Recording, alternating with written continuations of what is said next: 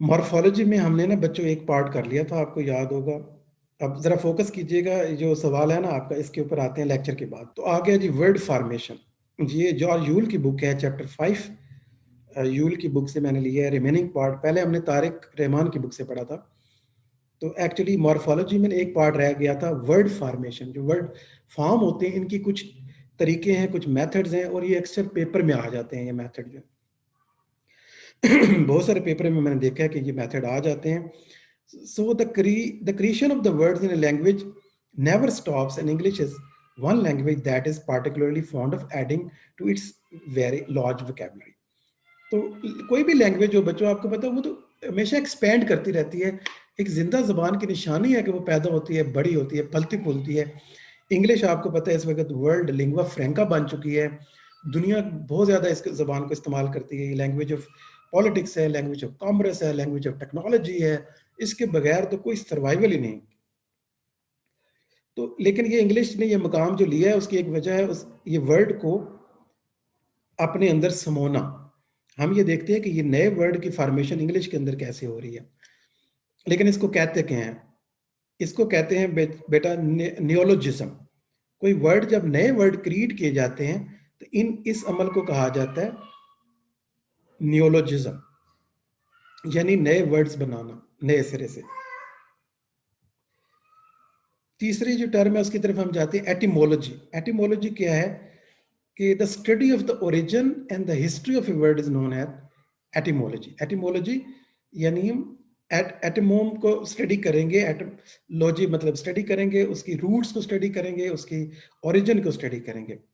ठीक है। और यहाँ पे एक वर्ड जो इसके साथ मिक्स हो सकता है वो है एंटोमोलॉजी। एंटोमोलॉजी और एटिमोलॉजी में फर्क है, ये हमने सीखना है। ये जो वर्ड है ना, ये असल में एंटोम तो ग्रीक में कहते हैं इंसेक्ट्स को, तो इंसेक्ट्स की स्टडी को कहा जाता है। एटिमोलॉजी जो है ना, ये हमारा वर्ड है। वर्ड फॉर्मेशन को हम स्टडी करते हैं कि वर्ड कैसे बनते हैं। यहाँ पे ये क्लियर करना जरूरी था। तो अब हम देखते हैं ये जो नियोलॉजिज्म है, जो वर्ड क्रिएशन है, वर्ड फॉर्मेशन है, हम उस एटमोलॉजी में हम इसको स्टडी करते हैं। ये बनते कैसे हैं, फॉर्म कैसे करते हैं, इसी में हम जा रहे हैं। पहला जो तरीका हमारे सामने आता है वो है बारोइंग। अब एक लैंग्वेज अपने वर्ड्स कैसे बढ़ाती है? बारो कर लेती है, दूसरी जबानों से ले लेती है। आपको पता है इंग्लिश में बेशुमार ऐसे वर्ड हैं जो इंग्लिश के नहीं हैं। One of the most common source of the new words in English is process simply labeled borrowing. ठीक है। Technically it is more than just borrowing because English don't give them back. यहाँ पे इसने मजाक के तौर पे लिखा है यूल ने कि ये तो बारो तो है नहीं, क्योंकि बारो तो वो उस कॉन्सेप्ट को कहते हैं जब आप चीज वापस करें। असल में तो ये ले लेती है, लेकिन वापस इसने कभी नहीं दी है। तो इंग्लिश लैंग्वेज में बेशुमार ऐसे वर्ड्स हैं जो इंग्लिश के नहीं है, दूसरी जबानों से इसने ले लिए हैं। तो इंग्लिश एक फ्लेक्सिबल लैंग्वेज है, इसमें बेशुमार ऐसे वर्ड्स हैं जो दूसरी जबानों से इसके अंदर आ गए हैं। जैसे डोप, ये डच से आया है। पियानो इंग्लिश का वर्ड नहीं है, पियानो इटालियन वर्ड है। टैटो, ये देखो थाईटियन वर्ड है। Japanese tycoon. और याद रखने वाला ये जो योगर्ट है, जो आप खाते हैं, ऑलमोस्ट डेली खाते होंगे, आपको बहुत पसंद है, मुझे भी बहुत पसंद है योगर्ट, जिसे दही कहते हैं। तो ये योगर्ट जो है ना, एक्चुअली टर्किश वर्ड है। तुर्की में इसको कहते हैं, टर्किश जुबान में योगर्ट कहते हैं। तो इंग्लिश ने इसको एज इट इज अडॉप्ट कर लिया है। बाकी लाइलेक देखें, पर्शियन वर्ड लाइलेक, वो इंग्लिश के अंदर है। सोफा, ये सोफा जो है हर घर में मौजूद है, असल में इंग्लिश वर्ड नहीं है, ये अरेबिक वर्ड है। ठीक है। इस तरह जैबरा जो है ये बांतू लैंग्वेज से है, अफ्रीकन लैंग्वेज है।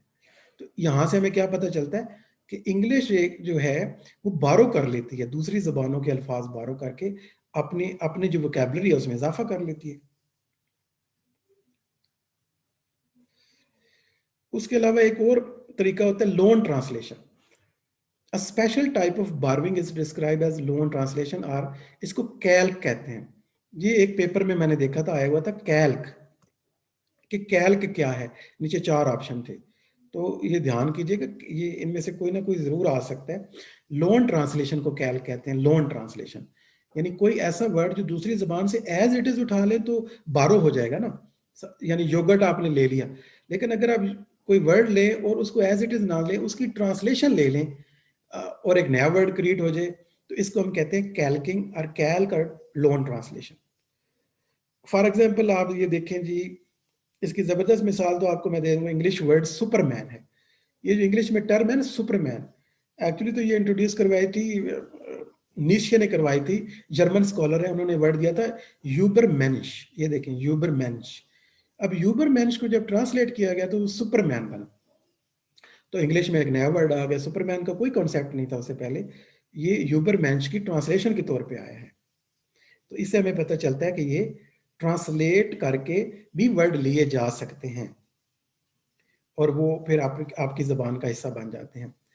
आप डिटेल चाहें तो और भी पढ़ सकते हैं, मैं जस्ट इंट्रोडक्शन आपको दे रहा हूँ। इस अमल को कहते हैं कैल्क और लोन ट्रांसलेशन। ये बारो करने से डिफरेंट है। अगला तरीका देखें, ये होता है जी कंपाउंडिंग। कंपाउंड में क्या है, in some of the examples we have just considered there is a joining of the two separate words to produce a single form.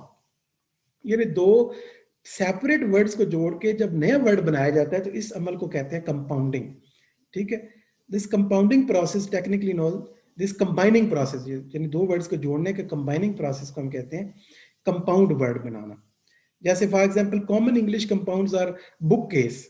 देखिए बुक और केस दो अलग वर्ड हैं जिनको जोड़कर एक वर्ड कर दिया गया, book case, door knob, fingerprint, ये भी कंपाउंड वर्ड है बेसिकली। फिंगर और प्रिंट, जब जरूरत पड़ी तो दोनों को इकट्ठा करना पड़ा।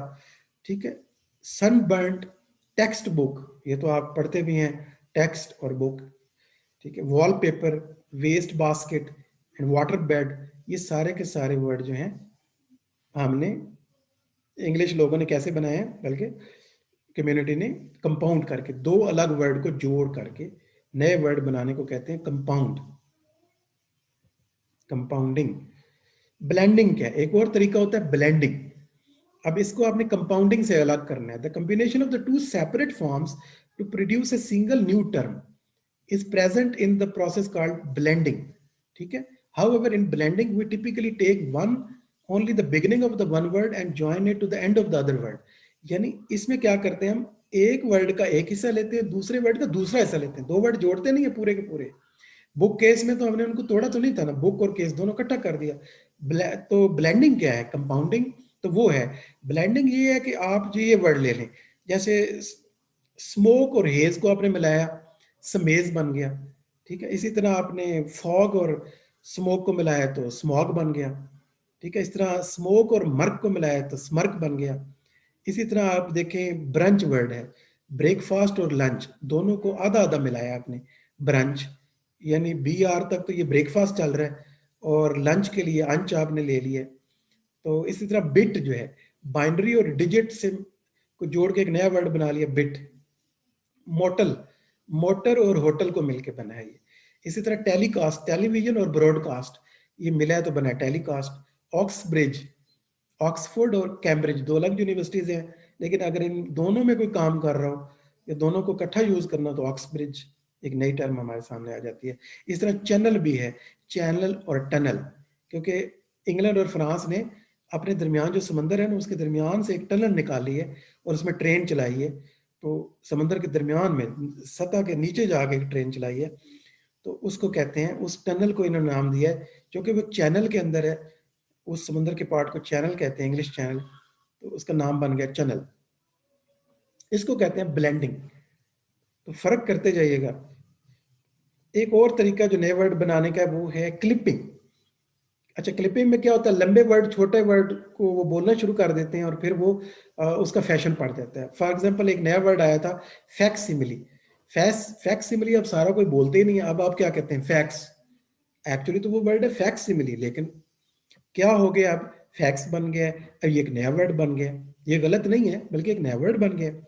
गैसोलीन, उसको आप गैस कहते हैं, गैसोलीन तक पूरा है। इसी तरह एडवर्टीजमेंट को ऐड कह देते हैं, ब्रा ब्रेजियर को, कैब कैब्रियोलेट को। अब कैब तो हमने सुना हुआ है, हमें तो पता ही नहीं कि कैब्रियोलेट पूरा वर्ड था।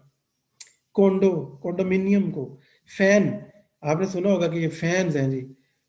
ठीक है, तो फैन का असल में पूरे वर्ड है, फिनेटिक से लिया गया है।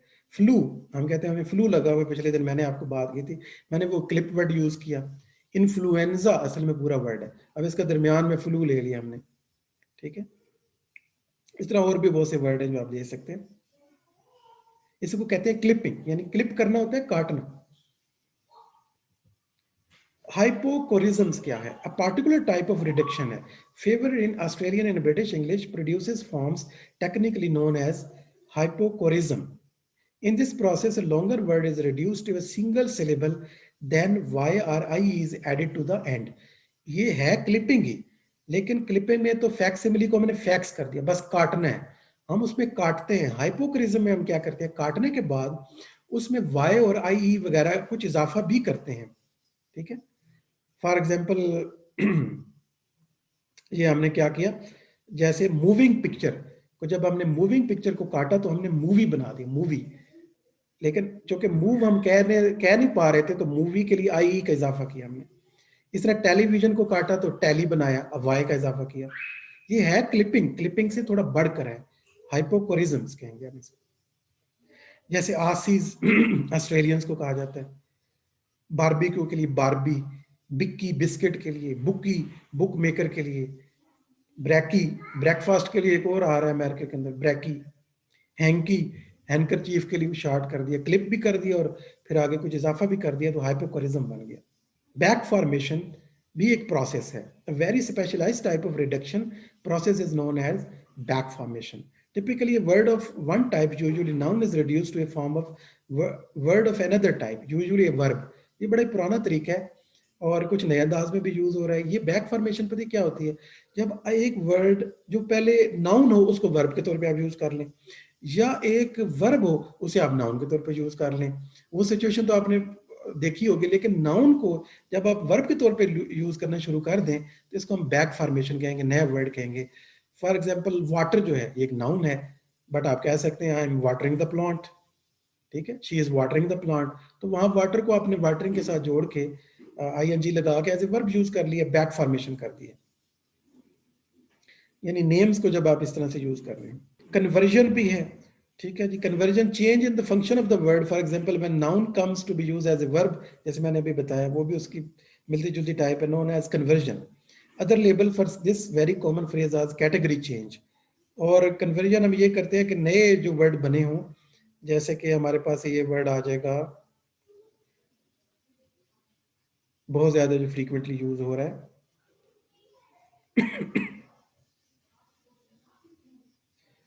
जैसे हमने कहा बॉटल से बॉटल्ड है और बटर से बटर्ड है, यानी नाउन को हमने वर्ब बनाना शुरू कर दिया.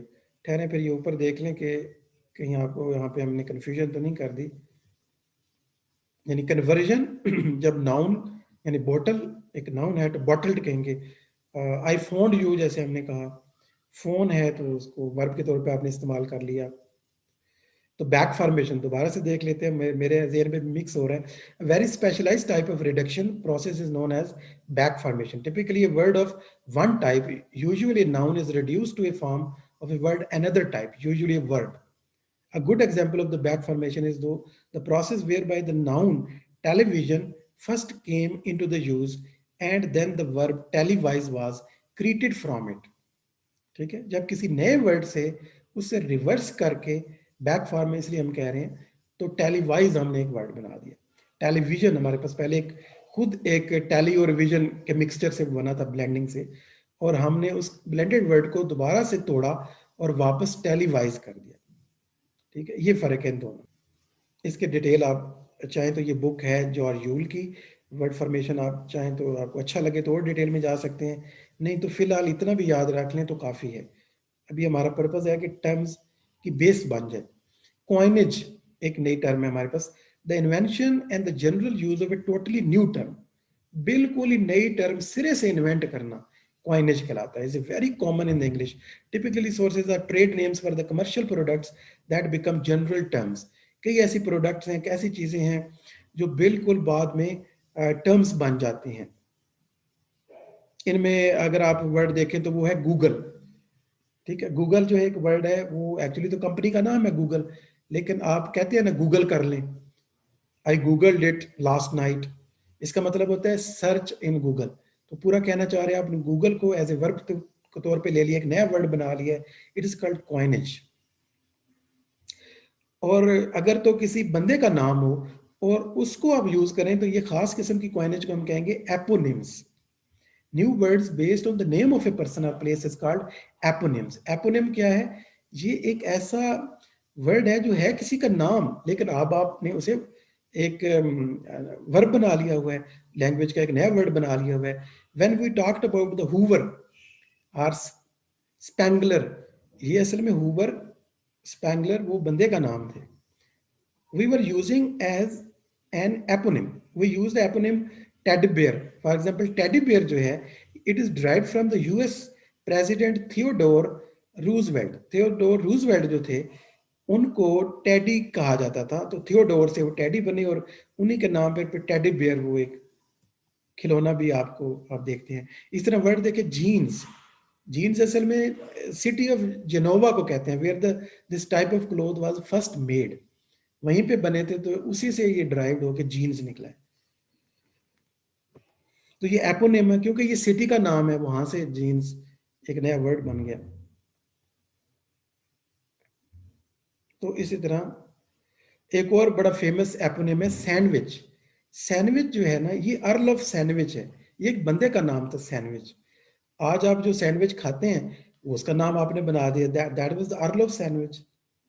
तो हम इसको क्या कहेंगे कि ये एक एपोनिम है, यानी किसी पहले शख्स या चीज का नाम, प्लेस का नाम था, जो अब किसी प्रोडक्ट का नाम बन गया और उसे नाउन और वर्ब के तौर पे हमने रेगुलर कॉमन नाउन और वर्ब लेना शुरू कर दिया। एक और फॉर्म होती है नया वर्ड बनाने की, एक्रोनिम कहते हैं। Acronym, acronym are the words formed from the initial letters of a set of other words.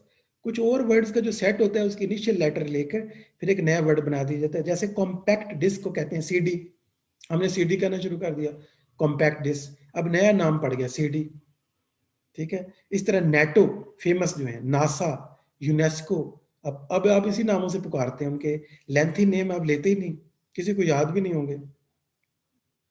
इस तरह कुछ राडार जो वर्ड है, आपको लगता है कि राडार एक वर्ड है, वो डिवाइस होती है जो आइडेंटिफाई कर लेती है ऑब्जेक्ट्स को, तो राडार असल में तो ये रेडियो डिटेक्टिंग एंड रेंजिंग ये था, लेकिन उससे रडार बना और रडार खुद अब एक वर्ड बन गया है। स्कूबा जो है, self contained under water breathing apparatus, अब इतना लंबा कौन कहे, तो इससे एक्रोनिम बना, और एक्रोनिम अब बाकायदा से फैशनेबल एक नाम बन गया अब तो। इस तरह सिम है, आप कहते हैं ना आपने सिम लिए, सब्सक्राइबर आइडेंटिटी मॉड्यूल, अब इतना लंबा तो किसी को भी याद भी नहीं होगा। इसी तरह कार्ड एंड जिप है, जोन इंप्रूवमेंट प्लान जिप। तो इस तरह बहुत से वर्ड हैं। एटीएम बहुत आम आप यूज करते हैं, ऑटोमेटिक टेलर मशीन को कहते हैं एटीएम। पिन जो है पर्सनल आइडेंटिफिकेशन नंबर, पिन कहलाता है। ये क्या है? ये भी एक्रोनिम है, इनिशियल लेटर से बनने वाले नए नाम जो हैं। तो इस तरह से वर्ड फॉर्मेशन होती है। ठीक है, और डेरिवेशन से वर्ड फॉर्मेशन, ये सबसे कदीम तरीका है डेरिवेशन से, और ये हमने पहले पढ़ लिया हुआ है।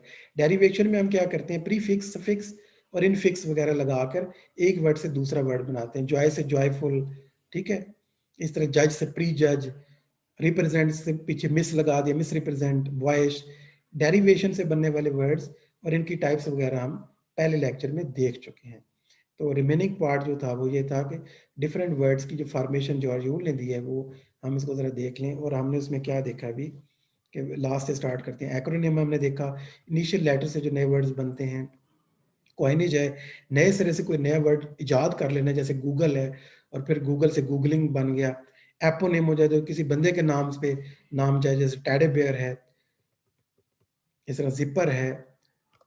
और उसी ऊपर आ जाए तो हमने देखा कन्वर्जन है। कन्वर्जन होता है जब आप नाउन को वर्ड एक नया वर्ब बना लें, तो जैसे बॉटल से बॉटल्ड है, वाटर से वाटर्ड है, बटर से बटर्ड है।